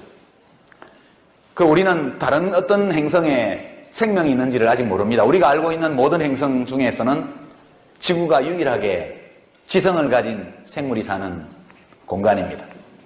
근데 요 별볼이 없는 별에 사는 인간이 그러니까 지금까지 인간이 생각하는 우주에 있는 은하의 숫자가 1000조 개, 1000억 개라고 합니다. 1000억 개 정도. 각각의 은하는 또 1000억 개 정도의 별을 가지고 있어요. 행성의 숫자는 별의 숫자보다 훨씬 많기 때문에 되게 하나의 은하에는 1조 개의 행성이 있을 것이다. 이렇게 1조 개의 행성이 있는 은하가 1000억 개가 있다는 거죠. 우주에. 선직자한테 맡겨놓고 자기는 계속 선택에 관한 항목만 하면 됩니다. 어찌 보면 이런 생각을 하고 나면 경제학이 별 쓸모없는 것 같지만 그래도 쓸모가 많이 있습니다. 왜냐?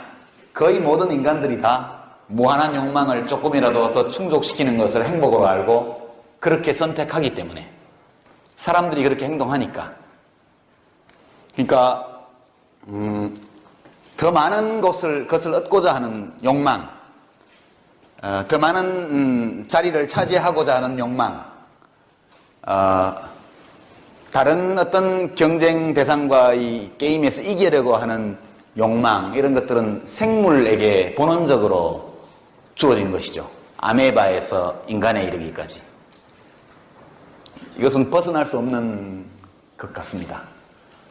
사마천 이 사기에 기록해둔 3000년 전의 인간 모습이나 지금 우리가 이 대한민국이나 미국에서 보는 이 인간의 모습이나 거의 비슷하거든요. 지금 우리가 누리는 소비 수준은 사마천 시대의 왕 정도 돼야 누릴 수 있는 소비 생활 수준입니다.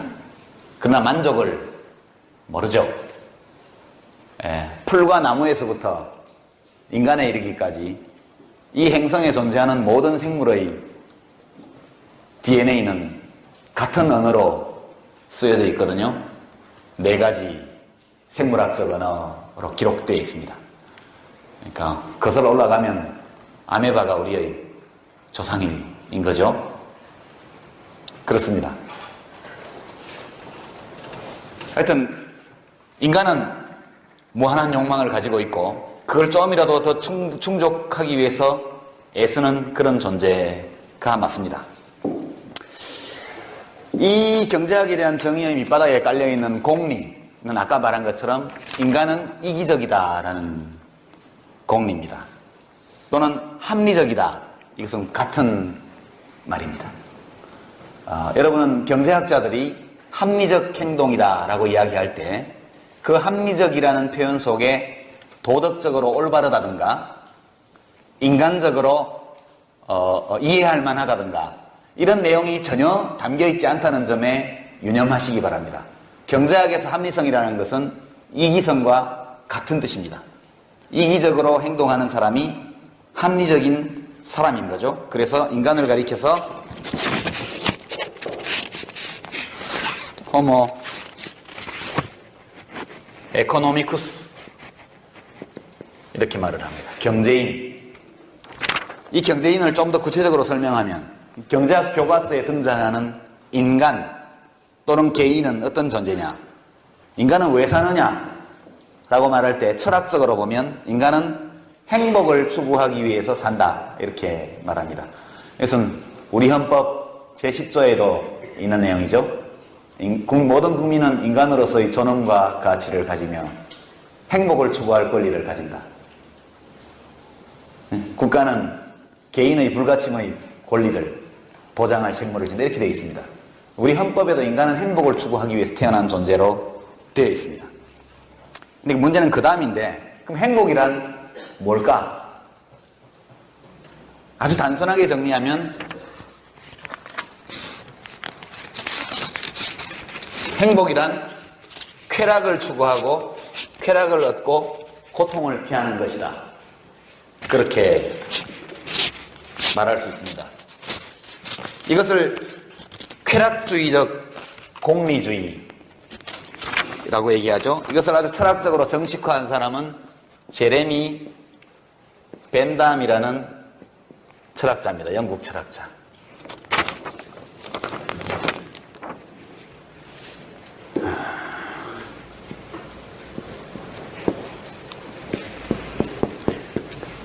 조심하셔야 됩니다.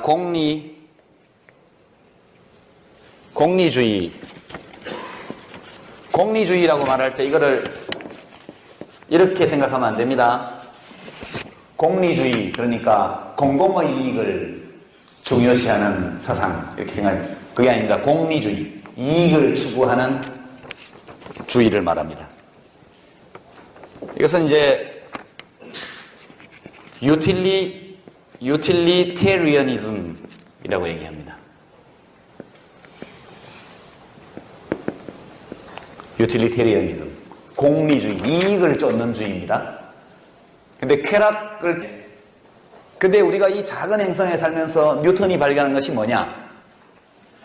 그 광대한 또는 무한 우주라고 말할 수 있는 이 코스모스를 규율하는 물리적 법칙이 우리 지구상에서 일어나는 일상적인 일을 규율하는 질서와 같은 질서라는 거죠. 같은 구성, 같은 원리.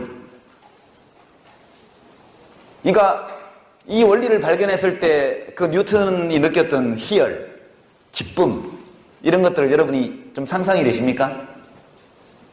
놀라운 발견이죠. 우주 전체를 지배하는 물리법칙. 아담 스미스는 지구 전체를 관통하는 경제법칙을 찾아냈다고 생각을 했죠. 그것이 이제 국부론 1776년에 나온 책입니다. 그러면 이제 그로부터 시작해서 많은 세부 사항들을 연구하는 경제학 이론들이 나오기 시작합니다. 이 경제인이라는 관념은 우주를 구성하는 최종 단위가 원자다라고 말하는 것과 똑같습니다. 이 모든 경제 현상의 기저에 내려가면 개인이 있다는 것이죠. 개인. 호모 에코노미쿠스. 그가 어떻게 생각하고 어떻게 행동하느냐에 따라서 모든 경제적 질서가 만들어진다. 이런 개념입니다. 그러니까 인디비두움 이라는, 이것도 라틴어에서 나온 단어, 개인이라는 이 하나의 경제 주체라는 것은 전 우주를 구성하고 있는 하나의 원자 비슷한 것 또는 분자 비슷한 존재로 보면 됩니다. 그러니까 우리가 원자를 볼 수 없죠. 그렇지만 원자가 존재하고 있다는 걸 알고 있죠. 이런 경제인을 우리가 잘 볼 수 없습니다. 우리가 현실에서 보는 인간은 다 다를 뿐만 아니라 이기적이지도 않은 인간도 많고 또 이기적이라 할지라도 꼭 이기적으로 행동하는 것도 아니에요. 우리가 보는 구체적인 인간은 이 호모 에코노미쿠스와는 다릅니다. 그렇지만 그 사람의 행동을 규율하는 그 기저에 놓여있는 기본 법칙을 이야기하려면 역시 이기성의 원리를 들 수밖에 없다는 거죠. 그리고 경제학에서는 그래서 극단적인 형태로 만들어냅니다. 이 인간은 여러분들이 다 호모 에코노미쿠스의 일원이라고 한 사람이라고 생각할 때 이 사람은 여러 곳에 나타나요. 우리가 살고 있는 이 사회가 경제적으로 어떻게 조직되어 있는가, 어떤 법칙에 의거해서 마치 행성과 행성이 일정한 관계를 맺고 있는 것처럼 또 행성과 그 행성이 속한 하나의 내행성계, 태양계가 만들어져 있고 그 태양계가 은하수 성단에 속해 있어서 또 관계를 맺고 있고 그 은하수 성단이 이 무한팽창하는 우주 속에 하나의 구성 부분으로서 일정한 질서에 따라서 관계를 맺는 것처럼 우리 모두 다른 특정한 개성을 가진 개개인이지만 우리 모두가 하나의 공동체 안에서 하나의 경제단위 안에서 또는 이 지구적인 차원의 시장에서 서로 어떤 원리에 입각해서 관계 맺고 있는가, 이것을 발견하기 위해서 경제인이라는 관념을 만들어낸 거죠. 여러분이 아침에 눈을 뜨고 밤에 잠자리에 들 때까지를 생각해 보면 이 호모 에코노미쿠스가 어떤 존재인지 알 수 있습니다. 여러분은 우선 상품 시장에서 소비자로 나타나요. 그렇죠? 여러분은 상품 시장에서는 다 소비자로 나타납니다. 유한한 자원, 이런 여러분의 호주머니에 있는 한 달치 용돈이 되겠죠. 무한한 욕망, 하고 싶은 게 무지하게 많죠. 자기에게 주어져 있는 금전적인 능력을 가지고 어떤 선택인가를 해서 무언가를 사는 겁니다. 서비스를 사건, 재화를 사건. 여러분이 닌텐도를 살 수도 있고 돈이 생겼을 때 100만 원이 갑자기 길 가다가 100만 원을 주었다 라고 말할 때 닌텐도 DS 대학생도 한다 그러대. 그 돈 가지고 뭐 오늘 저녁에 축구평가전 하나요? 뭐 상암동 구장에서 한다. 그러면 축구표를 끊을 수도 있겠죠. PC방에 갈 수도 있고 당구를 칠 수도 있겠고, 여하튼 사람들은 지가 행복하다고 생각하는 일을 해요. 구입합니다. 그 서비스 또는 재화를 구입합니다. 여러분은 소비자로서 시장에서 맨날 돌아다니면서 영향을 미칩니다. 수많은 경제인들이 내리는 이 소비 선택, 이것이 전국적으로 어떤 제품이 얼마만큼 많이 생산되어야 하는 것을 결정해주는 것이죠. 여러분이 소비시장에서는 소비자로, 과학이니까 인간을 탐구하는 학문이잖아요. 인간이 어떤 존재이며 인간이 왜 그렇게 행동하며 거기서 더 나가면 어떻게 행동하는 것이 좋으냐, 이런 것들을 연구하는 것이 인문학이자 사회과학인데, 이렇게 써놓고 보면 꼭 자연과학처럼 보입니다.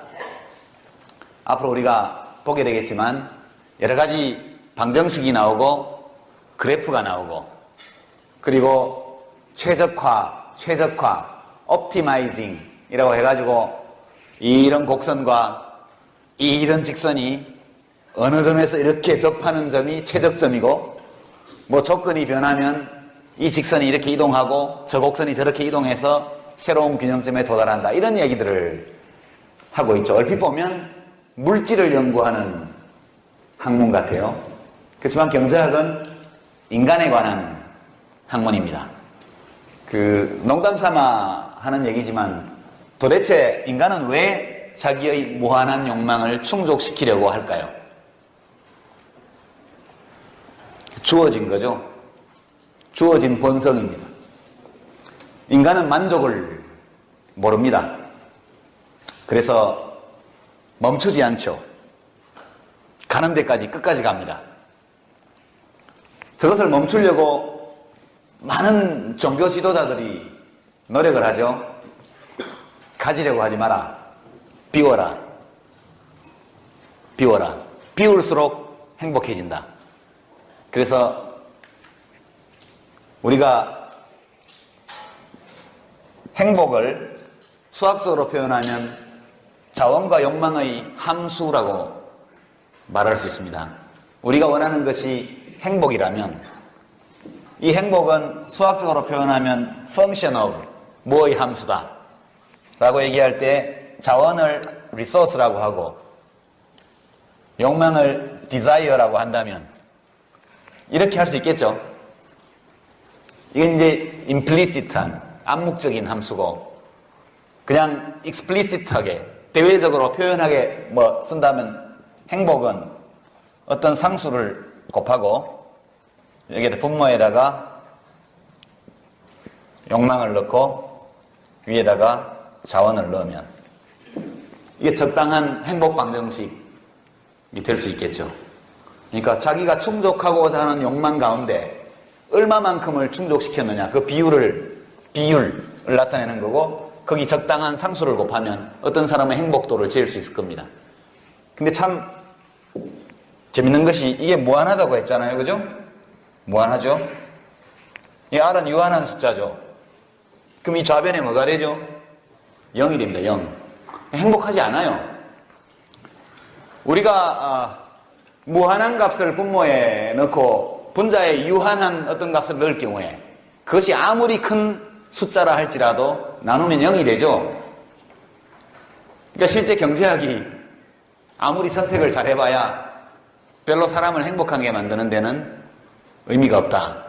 그런 얘기죠. 얼마 전에 영국의 어떤 갑부가 아내와 딸을 총으로 쏴 죽이고 자기 저택에 불을 질러서, 영국 맞나요? 완전히 까맣게 탄 시체로 발견이 됐습니다. 어제 그저께 있었던 사건인 것 같은데. 어마어마한 백만장자, 지금 봤다 억만장자죠. 그 사람이 어떤 불행을 당했기에 그 자기의 아내라면 또 모르지만 자식을 쏴 죽인다는 것은, 만약 친자식이라면 자기하고 DNA가 절반, 유전자가 절반 일치하는 근친을 살해한 거거든요. 그래서 어지간한 불행 또는 절망감 이런 것이 없었다면 할 수 없는 일이죠. 그런 사례에서 보듯이 여기 아무리 큰 숫자가 들어가도 저절로 행복이 올라가는 것은 아니다. 이 상수의 작용이 있을 거라는 거죠. 어떤 사람은 이것을 조금만 키워도 이 값이 굉장히 커서 행복도가 올라가는 사람이 있고, 어떤 사람은 이 A 값이 너무 작아서 돈을 아무리 벌어도 별로 행복해지지 않는 그런 사람도 있을 수 있죠. 그래서 이 경제학의 정의라는 것은 철학적으로 보면 굉장히 어찌 보면 폭이 좁고 좀 천박하다, 이렇게도 말할 수 있습니다. 경제학자들은 그래도 마음이 편하죠. 이 일은